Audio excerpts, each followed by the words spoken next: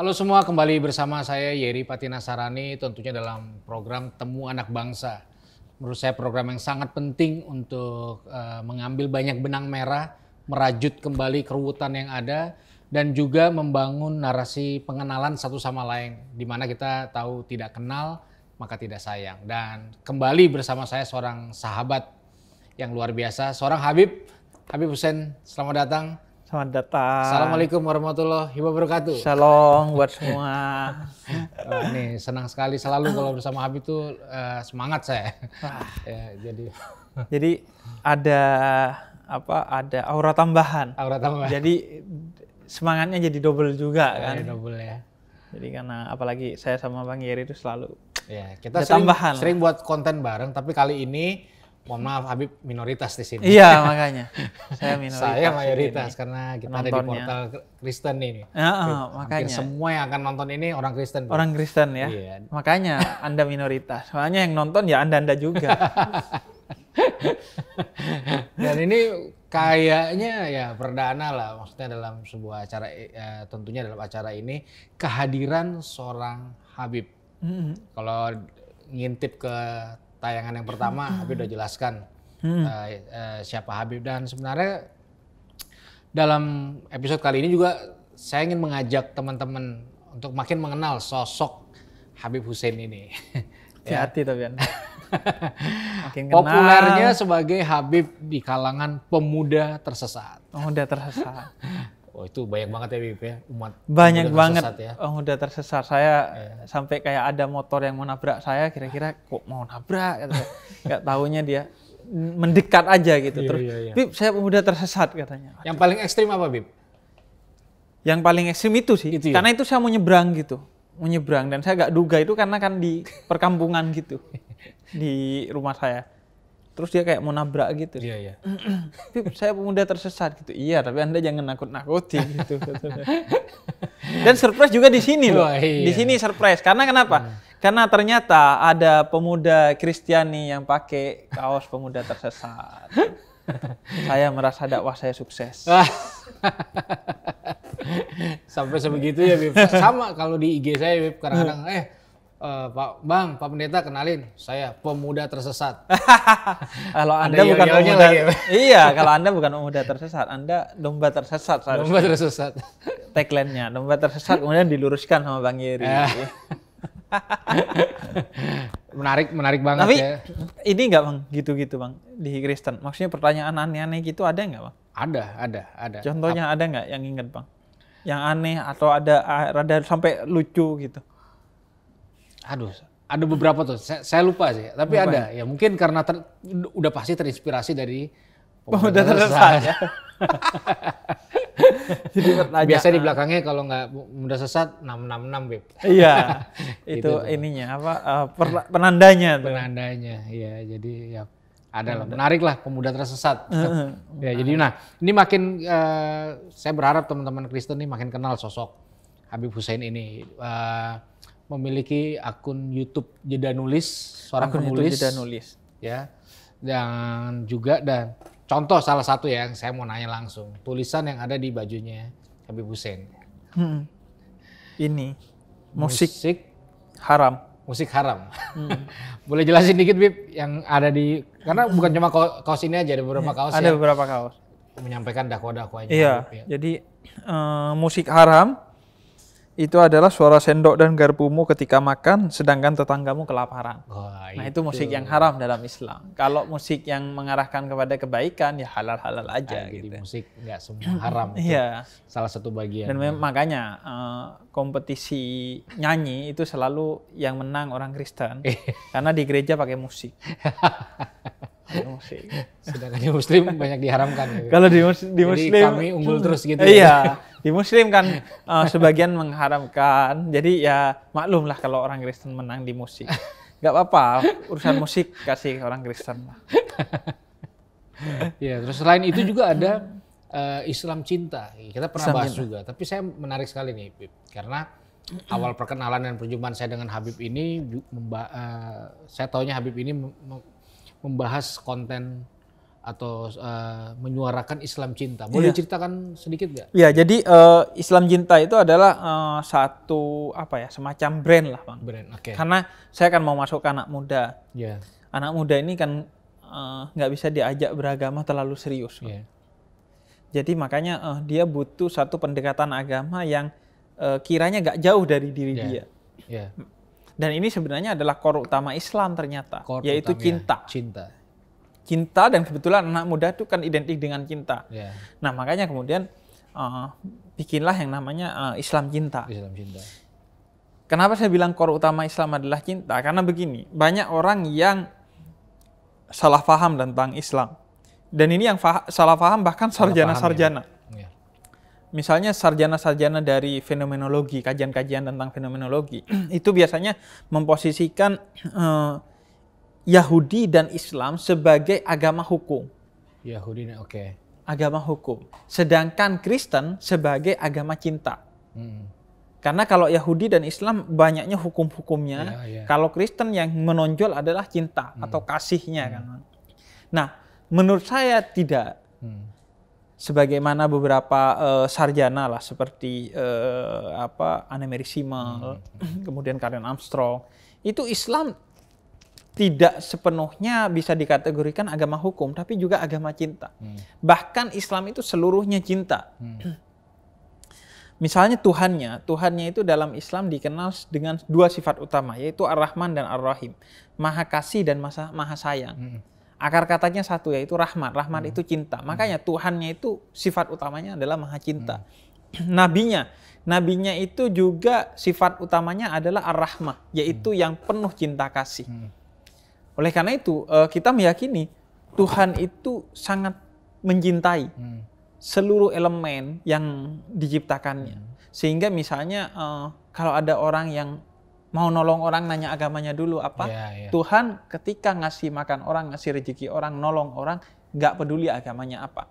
Orang yang tidak menyembah Tuhan pun tetap Tuhan kasih rezeki. Nabi pun begitu, jangankan yang non-muslim, musuhnya pun Nabi itu cintai, Nabi Muhammad. Itu mencintai musuh-musuhnya. Dan saya kira ini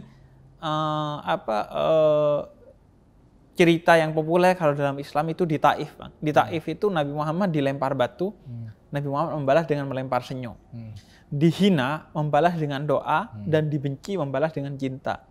Dan saya pikir ini core utama yang menaungi semua ajaran Islam. Jadi kalau ada seorang muslim yang tidak penuh cinta kasih, maka dia belum masuk ke inti dari ajaran Islam. Semua itu adalah untuk cinta kasih. Dan saya pikir ini sebagai salah satu pintu titik temu dengan Kristen. Karena kan kalau Kristen juga identik kan, dengan cinta, dengan kasih, dengan hal-hal yang seperti itu kan. Ya, jadi ini kan kenapa saya bertanya seperti ini, supaya teman-teman Kristen ini menyadari bukan cuma satu sosok pemuka agama Muslim aja, termasuk apa yang diyakini, meskipun berbeda. Ada satu chord yang nggak terlalu sulit ketika kita bicara soal kasih, cinta. Ya seperti kata Habib sering katakan bahwa cinta nggak punya agama, setiap agama punya cinta. Punya cinta. Ya? Semua agama mengajarkan cinta. Nah, makanya itu kan dalam cinta pun ada namanya pengenalan gitu loh. Makanya ketika saya mengenal Habib Hussein, saya juga mulai melihat refleksi dari cinta dari apa yang Habib sampaikan dan lakukan. Iya, utamanya juga itu lakukan, bukan hanya sampaikan, memang harus lakukan. Nah, boleh cerita nggak, Habib? Apa sih yang membuat akhirnya Habib menemukan pengertian ini? Dalam artian gini, ini kan kita ngobrol ya, Bib. Kadang-kadang banyak orang di kalangan Kristen karena ketidakpengetahuannya sehingga melihat dari sosok mungkin yang lain gitu. Makanya kan orang lihat kayak hukum atau haram halal aja. Halal haram doang. Saya pengen tahu bagian dari kehidupan Habib sendiri, sehingga dalam perjalanan kehidupan Habib ini bisa menemukan hal-hal yang Habib sampaikan tadi dan memutuskan Habib ini mendakwakan hal yang nggak tahu ya, mungkin apakah itu berbeda dengan yang lain? Iya, betul. atau memang inilah yang seharusnya? Iya. Saya rasa itu penting buat teman-teman Kristen mengetahui dan menyadari. Iya, sebenarnya Islam ya itu, cinta itu. Cinta. Seharusnya memang itu. Tapi kan memang banyak Muslim yang tidak merepresentasikan secara utuh tentang Islam. Itu kan problem semua umat beragama. Iya, betul. Cuman labelnya doang, agamanya ini tapi nggak menjalankan. Betul. Kristen tapi hari Minggu Anda main game, nggak ke gereja. Muslim tapi sholat bolong-bolong, sama saja. Iya. Nah, dan ceritanya adalah bahwa saya lahir dalam kultur keluarga yang toleran. Iya. Artinya ayah saya seorang yang sangat rasional. Oke. Yang beragama juga dengan sangat rasional, sehingga ayah saya sangat toleran. Jadi dari kecil memang saya tidak diberi asupan alergi ini dan itu terhadap agama lain. Oke. Dan itu yang saya tumbuh di sana. Kemudian saya kuliah di filsafat, yang itu sangat terbuka. Bahkan filsafat itu ya sangat dekat juga dengan tradisi Kristen kan, teologi kalau dalam Kristen, kalau di Islam ilmu kalam gitu. Jadi akhirnya itu juga yang membawa saya semakin toleran. Dan yang ketiga faktornya adalah saya melihat ini kok problem besar ya. Kalau intoleransi ini mengembang, itu akan menjadi problem besar dan ancaman yang maha dahsyat. Timur Tengah hancur karena tidak ada cinta dan toleransi dalam umat beragamanya. Hancur itu Timur Tengah. Kita ini, kalau ada teman-teman Kristen yang merasa kok gini ya Indonesia, ini enak gitu. Udah Indonesia ini sangat indah gitu. Perlu kita tahu. Walaupun kita akan tingkatkan terus ya, tapi ini sangat indah. Di Timur Tengah, di berbagai negara lainnya, itu hancur karena perang antar agama, hanya karena kecurigaan. Bahkan perang di internal umat beragama. Sesama Muslim saling curiga dan saling berperang. Jadi kita beda-beda suku, ada 500 sekian suku, tapi kita bisa rukun. Ada 6 agama dan aliran kepercayaan yang jumlahnya banyak sekali, kita rukun. Itu kalau itu hilang, jadi yang pertama hancur adalah Indonesia. Yang pertama rugi adalah kita. Jadi makanya saya, wah ini poin utama nih. Dan setiap orang kan pasti fokus kepada sesuatu yang dekat dengan dia. Bang Yeri misalnya fokus dalam mendorong anak muda menjauhi narkoba karena punya masa lalu dengan itu, dekat dengan itu. Kemudian saya punya fokus tentang toleransi karena saya dekat dengan itu. Jadi saya dulu pengamat politik Timur Tengah, kemudian saya tahu bahayanya toleransi, saya seorang pendakwah Islam, jadi tahu ini bahaya. Karena orang kan biasanya ngerti karena dekat. Bang Yeri tahu sekali narkoba dahsyatnya itu gimana, karena Bang Yeri dekat dengan itu dulunya kan. Saya dekat sekali dengan agama, tahu sekali bahayanya intoleransi. Orang mungkin nganggep apaan sih intoleransi? Timur Tengah hancur kan, karena intoleransi. Makanya saya menganggap, oh ini harus jadi agenda utama, ini harus jadi jalan jihad saya. Jadi jalan perjuangan saya, jalan ninja saya lah bahasa anak sekarang itu ini toleransi. Di samping saya juga punya modal. Saya dulu menikah, dalam acara pernikahan saya mengundang semua tokoh agama. Terus saya dari kecil sudah melihat pemandangan bagaimana ayah saya sangat dekat dengan pendeta. Ketika Natal beliau berkirim hadiah kepada pendeta, bahkan berkirim surat kepada pendeta. Kenapa saya tahu? Di antaranya karena kan dulu komputer di rumah hanya satu. Saya suka menulis, kakak saya suka menulis. Jadi ayah saya biasanya menulis surat yang buat pendeta itu di komputer yang sama. Jadi saya kepo-kepo nih. Ngapain ini kok ada pendeta-pendeta ini? Astagfirullah kata saya. Tiap tahun, Bib? Itu setiap tahun. Setiap tahun ayah saya. Apa sih, Bib, tulisannya, Bib? Ya itu turut berbahagia biasanya saat Natal. Saya turut berbahagia atas Natal. Kemudian semoga kita terus hidup dalam kehangatan. Ya ucapan-ucapan bijak untuk semakin mengeratkan hubungan di antara kita gitu yang berbeda agama. Dan ya itu pun masih terbatas gitu. Artinya yang bisa dilakukan ayah saya terbatas lah di kampung, dan itu juga masih sesuatu yang sebenarnya ayah saya pengen lebih gitu, bisa berbuat lebih besar untuk toleransi ini, tapi sekupnya itu, sehingga ayah saya selalu bilang bahwa fungsi punya anak itu adalah kamu lebih maju dari saya.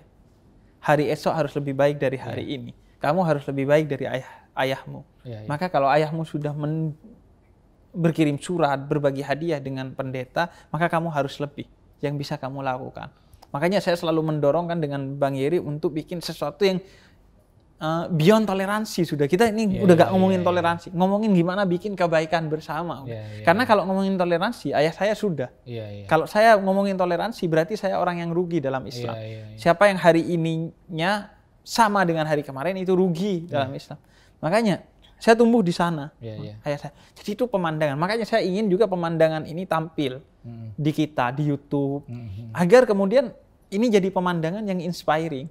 Karena saya lahir juga bukan hanya dari buku-buku, obrolan-obrolan tentang toleransi, tapi karena melihat langsung ayah saya dengan pendeta, dengan semua agama bahkan. Ya intinya punya hubungan lah. Sehingga kemudian nyaman gitu akhirnya kita oke lah. Jadi kan tuh teman-teman rangkaian singkat cerita perjalanan Habib Hussein. Bagaimana waktu kecil mendapat begitu banyak warna dan rasa. Kasih sih anak-anak. Papa, ayah dan ibu keturunan Arab. Keturunan Arab Ya. Ayah dan ibu saya keturunan Arab. Kemudian keluarga saya semuanya Muslim. Keluarga saya semuanya pendakwah.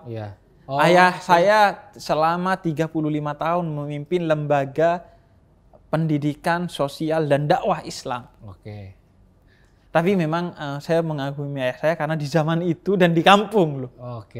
Dia sudah begitu gitu. Saya aja menghukumi tersesat kayaknya ayah saya dulu tuh. Saya saat lihat ayah saya kayak tersesat gitu. Karena saya kan nggak tahu kan. Nah mungkin ayah saya menganggap ya nanti kamu akan tahu. Makanya saya beberapa orang yang menganggap saya tersesat dengan hal-hal seperti ini, bagi saya ya nanti juga kamu tahu. Iyalah, itu pasti dialami ya Bib. Pasti dialami. Karena saya tidak ingin kita hancur gitu. Makanya melakukan ini. Dan itu saya tuh jadi itu jadi pemandangan sehingga kemudian masuk ke dalam hati saya, pikiran saya, menyatu dengan darah saya gitu. Toleransi itu. Ya jadi teman-teman sekalian, cerita yang mungkin banyak orang nggak tahu ya di sisi yang jauh, tapi di sini kita bisa menemukan sebuah benang merah bahwa harusnya kegelisahan akan perpecahan itu terjadi menjadi bagian juga di dalam hati semua manusia lah yang waras, katakanlah seperti itu. Nah sehingga kita tidak lagi ada di lingkaran ketakutan untuk satu sama lain berkolaborasi dan sebagainya. Lewat penggalan cerita singkat Habib Hussein ini sebenarnya itu menunjukkan bahwa kita ini bersama, semangatnya bersama. Dan harusnya ya bersama-sama memandu bangsa kalau bahasa saya begitu. Dan ini selipan sedikit, itulah pentingnya peran seorang ayah. Sekalian saya campaign Ayah Hadir. Ayah Hadir. Makanya saya sangat mendukung sekali campaign Ayah Hadirnya Bang Yeri. Secara real saya mencoba mendukung. Saya nangis nonton kontennya Bang Yeri tentang Ayah Hadir itu. Dan saya langsung WhatsApp Bang Yeri gitu. Malam itu juga jam 1 mungkin atau jam 11 malam. Saya nggak mampu lah. Pengen langsung mencurahkan, saya WhatsApp Bang Yeri bahwa itu memang menginspirasi karena memang dekat sekali gitu dengan saya. Makanya saya ingin toleransi ini juga dekat Bang dengan teman-teman agar memang betul-betul masuk ke tubuh mereka, ke hati dan pikiran mereka. Karena kalau terus dijauhkan, terus jadi menara gading ini toleransi. Cuman pas hari toleransi aja. Atau cuma pas Natal saja. Pas Natal saya mengucapkan selamat Natal, selesai. Nggak cukup. Bikin kebaikan bersama setiap hari. Udah ya berteman, udah saya sama pendeta Yeri ya udah berteman gitu. Bahkan mungkin saya lupa ngucapin selamat Natal kadang. Karena kenapa? Karena sudah saking temenannya gitu. Karena bagi saya simbol kemesraan itu ketika kita sudah memang bahkan udah ngomongnya udah gak pakai difilter, gak ada ketersinggungan, gak ada intro lagi, gak ada iya, lagi. Karena sudah mesra gitu. Kayak saya bayangin Bang, saat pacaran itu kalau kentut di depan pacar itu kayaknya gak mungkin, kita jaga image gitu. Tapi kalau sudah menikah, kecuali nggak punya akhlak, pasti tetap biasa. Kecuali akhlak not phone. Joki akhlak not phone. Kecuali itu. Makanya pesan moralnya adalah beragamalah. Agar Anda punya akhlak. Penting itu. Masih rame tuh. Ya, saya tutup dengan satu cerita. Beberapa waktu lalu kami bikin konten bareng. Jadi Habib Hussein tuh punya satu tempat namanya Warung Sejarah RI. Bisa di searching di Google, dan kita mau bikin konten ya di studionya Habib ya. Terus jadi Habib goncengin saya sore-sore makan sate kambing. Makan sate kambing. Nah waktu dibonceng itu tuh saya sadar, wih ini pengalaman menarik banget buat saya. Diboncengin Habib, ditraktir makan kambing. Iya. Untung nggak saya traktir makan babi. Ya, intinya mari kita pecahkanlah suasana. Teman-teman Kristen, teman-teman muda Kristen, jangan takut melangkah, merangkul, bukan memukul, mencintai. Seperti tadi Habib Hussein jelaskan bahwa Islam cinta. Karena pada mulai adalah kasih, dan Allah itu adalah kasih itu sendiri. Tuhan itu cinta. Jadi mari kita berlomba menebarkan cinta untuk bangsa Indonesia yang lebih baik. Jadi terima kasih Habib Hussein. Terima kasih sudah hadir sama-sama dalam program Temu Bangsa, dan kita akan jumpa lagi nanti dalam program selanjutnya, tentunya di dalam program Temu Anak Bangsa. Saya Yeri Patinasarani, Tuhan berkati kita semua. Amin. Terima kasih semua.